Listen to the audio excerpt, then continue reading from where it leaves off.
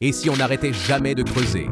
Jour 1, tu plantes ta pioche dans la terre pour la première fois. La surface cède facilement et tu te demandes jusqu'où ça peut aller si tu ne t'arrêtes jamais. Jour 3, tu as dépassé les racines des arbres. La lumière du soleil arrive encore jusqu'à toi, mais elle commence déjà à ressembler à quelque chose de lointain. La première semaine, tu traverses l'argile et la roche. Les murs sont maintenant trop hauts pour que tu puisses remonter. Tu réalises que si tu veux revoir le ciel, il faudra d'abord creuser plus profond. Deuxième semaine, tu frappes une couche de pierre que ta pioche ne devrait pas pouvoir traverser. Elle la traverse quand même.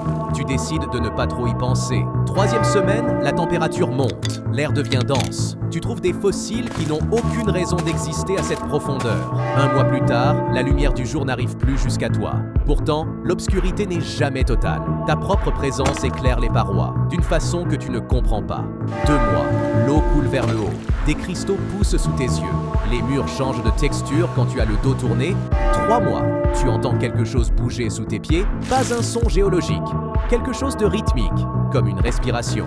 6 mois, tu débouches dans une caverne que personne n'a creusée. Les murs sont lisses comme du verre poli. Il y a de la lumière ici, alors qu'il ne devrait y avoir que du noir absolu. 1 an, tu trouves des gravures. Elles représentent quelqu'un qui creuse. En regardant de plus près, tu réalises que ce quelqu'un te ressemble. 2 ans, la gravité change. Certains coups de pioche font tomber la roche vers le haut.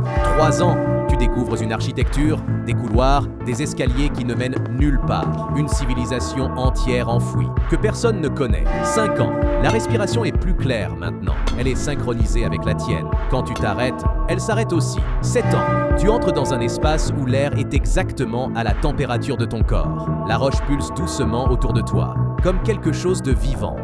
10 ans, tu plantes ta pioche dans le sol. Pour la première fois, quelque chose répond. Un coup, puis un autre. Quelque chose creuse vers toi. Tu aurais pu remonter à n'importe quel moment. Mais chaque couche que tu as traversée t'a posé une question que la suivante était la seule à pouvoir répondre.